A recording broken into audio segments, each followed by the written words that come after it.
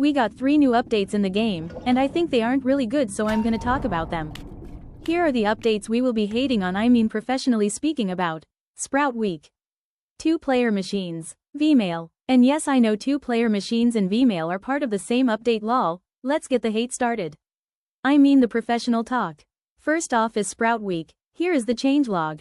This is like one of the most overhyped and overglazed update. Let's be for real, this is a sugar-coated form of SKINSLOP, which is something us players have been dreading for the past months, yet we still get it. After the Easter update, which brought with it like 40 more skins, we were very inclined to have a break and hope that the update didn't just bring skins and cosmetics. Yet, guess what the update was all about? It was hardly about Sprout at all, because literally all we got was some half-baked lore that got like 15 minutes of fame and some Twisted Sprout eye changes, being Twisted Sprout follows Twisted Cosmo if they are both on the same floor.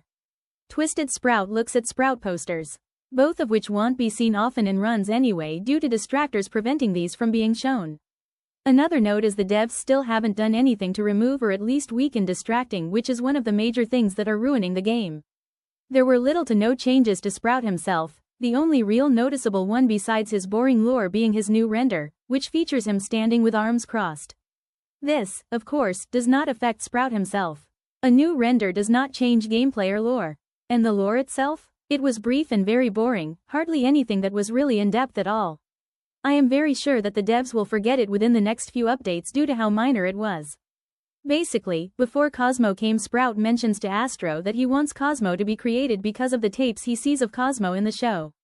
However, we already know that Cosmo was the first side character to be added to the game itself, and we already know that Cosmo and Sprout are best friends. The only thing that changed with the release of this lore clip, found on Sprout's themed floor, is that we now know how desperately Sprout wanted Cosmo to be added, which should have already been evident due to how dependent Sprout is on Cosmo. The whole point of TOTW was so that the devs could go back into the toons themselves. It wasn't because of the quests, it was because the vast majority of toons have little to no lore, gameplay purpose, and are commonly overlooked by both the team and the player base. Sprout wasn't overlooked gameplay-wise, being in many meta-team comps, but he was overlooked lore-wise. I wish Blush Crunch would put more effort into Sprout's new lore, rather than simply adding a brief, quite vague lore video and calling it a day. Maybe add new things to the map or more details in the lore room. Not only this, but the quest rewards, the second focus of the update, were just cosmetics, being the Sprout fan title and the Golden Sprout sticker. On top of that, the sticker raised some controversy due to it being shown through walls like the Golden Brick sticker, which cost 10k Ichor. People say that there is no point in spending a lot of Ichor on Golden Brick if Golden Sprout does the same thing for free. Personally, I agree, and this was a huge mistake made by the devs. Nothing about Sprout's gameplay was changed by these cosmetics. It would be nice if there was a small unlockable gameplay feature, or even a new trinket, but nope. Purely cosmetic. Devs did not take the time to go back into the gameplay of Sprout himself at all. Going back to the skins, when I said skinslop, I'm talking about the 2 new Sprout skins. These were basically the main focus of the event, not Sprout's gameplay whatsoever, with Chef Sprout being the glazed skin, the Robux skin of the event, and Golden Sprout being the motivator for you to play the update, along with the other unlockable cosmetics. Proving that we don't need a massive load of skins just for something to be skinslop, we just need a couple of skins that were literally the spotlight of the update, when the point of the event was the exact opposite. The Chef Sprout skin was very glazed, as mentioned, and it was all anyone was talking about. It is good, sure, yet it should not be the spotlight of the update. Heck, it was literally the first thing you saw on the Sprout Week brochure, right next to the title page. And the Golden Sprout skin was the next thing over. There was nothing whatsoever about the small changes made to Sprout's eye, the lore video, or any of the other changes made. Nothing at all, which pisses me off rahhhah. So in my opinion, Sprout Week was a failure in that sense. It focused mainly on accessories that did not affect actual gameplay, despite the fact that the purpose of the update was to go back into the toon and how they worked. I have no way of knowing if future Toon of the Weeks will be better, but we will just have to see. Now for the Double Machine, Vmail update, haha. I will be referring to them as 2 parts of the same update. And here is the changelog. Let's start with the Double Machine update, the first part of this whole update. First off, I want to start off by saying, this update wasn't that bad. In fact, it did bring some neat quality of life changes. However, there are some flaws in this update. But I will first go over what I did actually like about it. First off, I think it was nice that they added more titles, badges, meaning they didn't totally just drop the whole title thing right after they released it, which is pretty much something they did with stickers, due to how they have not released many more Dial Shop stickers since the shop's release almost a year ago. Even the amount of Dial Shop skins is dwindling, we don't have any Louis skins there yet, and look at Yada or Shelly, any other toon with a lot of skins. I also like how some toons were changed a bit, which definitely improves gameplay.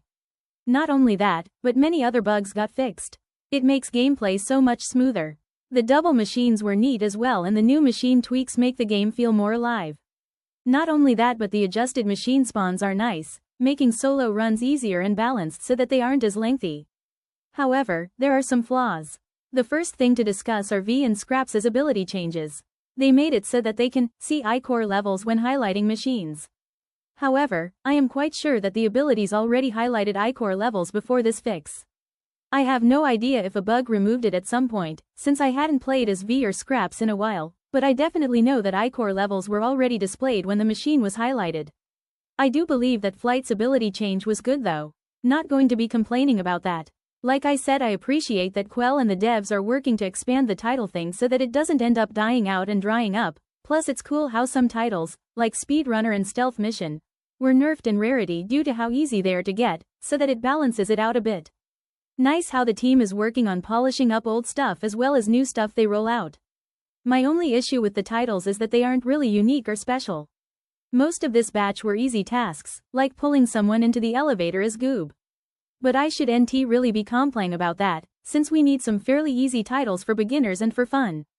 Just something I thought of. I don't really have any other complaints. This one is probably the best out of the others, but that doesn't mean it's good. Now let's go over the V-Mail update. The second part of this one. So in this update, we of course got V-Mail itself, along with some more bug fixes. We also got reworks for the old Vivid Monarch Flutter and Cutesy Calico, now Crafty Calico, Scraps skins. They look better now in my opinion. I like how the devs are also taking the time to go back and fix older skins.